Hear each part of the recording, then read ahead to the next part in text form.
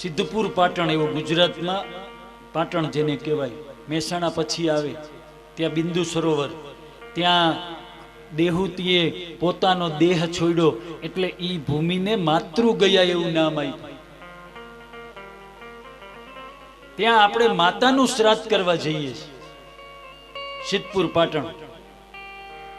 આપણા દેશમાં બે ગયા છે, એક બૌદ્ધી ગયા બિહારમાં આવ્યું અને બીજું ગયા ગુજરાતમાં પાટણ. બે જગ્યાએ શ્રાદ્ધ થાય છે. ગયાજીમાં શ્રાદ્ધ કરો બિહાર, જ્યાં ભગવાન બુદ્ધે પીપળાના વૃક્ષ નીચે બેસી અને ભગવાનની તપશ્ચર્યા કરી હતી, પાછળથી એનું નામ પડ્યું બૌદ્ધી ગયા.